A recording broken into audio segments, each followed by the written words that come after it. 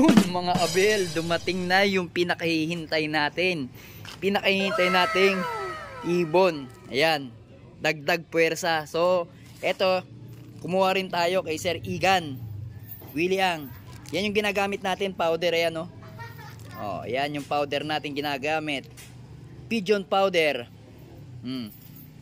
Shout out nga pala kay Igan Williang, yung pinagkukuhanan ko ng powder. Siya yung mismong naatuklas nito. So napakabisa nga nito sa mga young bird at saka sa mga flyer natin. So yun nga, ito yung binibigay ko sa mga flyer. Yan, minimix ko sa patoka. Kaya bili-bili na, baka maubusan pa kayo. Then yun nga mga abel, dito naman, ito is kailangan natin. Kumuha rin tayo kay Igan Williang ng hen. So bale itong cup na to, lagyan natin lights. Interrelated nitong bloodline nito. Ayan. Kasi yan Arden Vandenbroek. Then ito same din. Yan. So ano nga bang kulay nito? Ayan. Check natin ha. Yan kulay blue. Blue bar, kunin natin. Baka kuhanin pa ng iba. Dahan-dahan. Okay. Ba't pa hawakan sandali cellphone? Sandali lang, dali. Likan. Sandali lang mga abel ha. So ito mga abel, kunin natin. Yun kondisyonado yung ibon Ibon.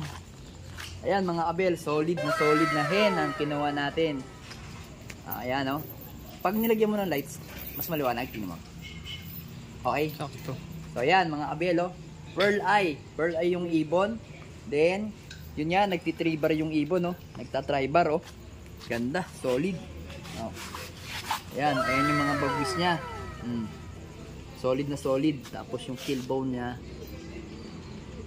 apakahaba mga abel Hindi lampas dito sa daliri ko. Lampas hanggang dito lang kapa ko, pero hanggang dito pa siya. May sobra sa siguro ito. Yan. Sakto yan. Tapos sarado sipit-sipitan. Sakto, ganda. Ganda ng ibon.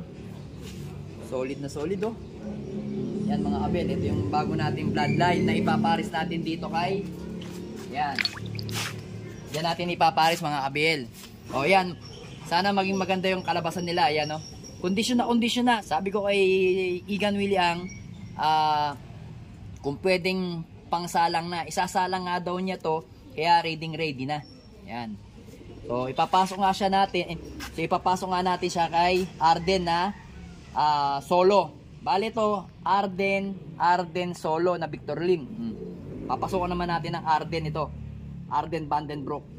Solid na ibon napakaganda mga abel. So ang singsing niya is naka-sensor pa. Kulay itim. MMFs ito. Yan. So ito, mga abel, is in-stock to ng karera sa South Race kasi tinamaan to. Hindi ko alam kung nabagting. Hindi ko alam kung saan banda. Sabi, in-stock niya daw to kasi nabagting tapos nasa third lap ata sila. So hindi na nga niya diniretso kasi ginawa na lang niyang breeder. So napakagandang edad nito. MMFC 2020. Sakto, south niya. Magandang ibon, solid.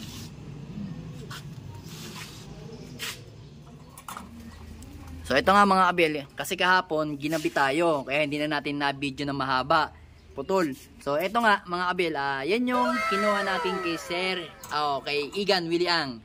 Yung ibon na yan, napakagandang ibon. Kasi kahapon kasi medyo madilim na binidyo natin yung ibon mga 5:30 na. So yan, kararating lang din nun kahapon yung ibon na yan, si Arden Vandenbroek. Solid na solid. So yun nga, ipinaris nga natin siya kay Arden. Yan Arden, cross Arden ni Joseph Yap. Tapos may pasok na Victor Lim na solo. Yan. So possible maglalabas siya ng blue bar white flight. O kaya yan, ganyan, black check na white flight. Yan. Gandang ibon, pearl eye. Tapos pinarisan natin ng bull eye. Kasi hindi naman ako masyado tumitingin sa mga eye sign Ang tinitingnan lang natin mga abel is yung result o yung nilipad ng ibon. Yung mga dugo ng mga pamangkin, kapatid, lolo, lola. Doon ako tumitingin eh. Sa mga eye sign, pare-pares naman may eye sign yung ibon eh. Parang tao eh. Kaso magkakaiba nga lang. Pero yung sinasabing bloodline ng winning line or yung every season o every year laging nakakakurot sa karera, yun ang dapat nating hanapin mga abel. So yun nga, kasi nga bago tayo ngayon sa ating location, so ngayon nagpapalit tayo ng mga bloodline. Si Desmet, wala na sa atin si Desmet. Kaya nakuha pa rin ako ng Victor Lim kasi eto Victor Lim to, di ba? Meron din tayong Victor Lim na to. Ayan. Victor Lim din yan. Ayan. Yan, BL natin yan. Kaso may pasok siyang 441. Hindi na siya tulad dati na ang Victor Lim talaga natin is nasa 75% ang pagka Victor Lim. So ngayon, wala na tayong 75. Halos nasa 25% na lang yung Victor Lim natin dito. So yan nga. Sana maging maganda ang kalabasan nito sa darating na winter. Pero tingin lang natin kung mahahabol natin to ng summer. Kasi lipad ng summer, March eh. Teka lang, ano ba ngayon? Kung mangingitlog to ng November, o ngayong October, mapipisa ng November, December, January, February, March, April, 5 months, 4 months. 4 months going to 5 months. Ako, medyo delicate yun. Pero tingnan natin, pwede naman natin lagyan siya ng singsing, then lagyan na rin natin ng winter na singsing para sigurado. Kaso wala pa namang winter na singsing ngayon eh. So, sigurado sakto yan. Pag napisayan, meron ng singsing na winter. Ayan, napakagandang ibon. So, ito nga yung nanggaling din kay Igan Willie Ang. Gagandang ibon. Ayan, oh. Ayan, oh. Solid, oh. Kita nyo? Ayan, oh. Ayan, oh. May pitchon na siya ngayon. Second clutch. So, ito, possible, hahanapan ko ng kapal sa winter. I-break natin dito. Yan mga abel. Titingnan natin kasi meron pa tayong balak kuhanin na ibon. Ayan. Ayan yung ibon natin. Then ito, yung Petersin natin. Yung Petersin natin na yan is ipapares nga natin dito sa Beckert natin. Ayan Beckert natin. Yung pearl eye, di ba mga abel? Then itong si Dugyot. Dugyot na hen. Ayan. Yung Dugyot na hen na yan, dito natin siya ipapares kay email. Yan. Pang winter natin para matutulin. Then ito yung mga ano natin, si Vandenbroek na Klein. Ito pa yung Petersin natin. Yan. Ito possible hahanapan ko ng pares yan. Pwedeng dito or saan ba? Kasi ito hindi ko nang breakin itong dalawang te. Dito siguro kay ano. Hindi pala. Verbruggen te.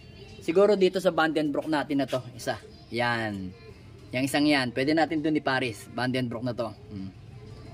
Yan yung solid natin. Then dito meron pa rin tayo pinagpapares. Itong si Vanderwegen natin, pinares natin kay ayan, Banlun 73.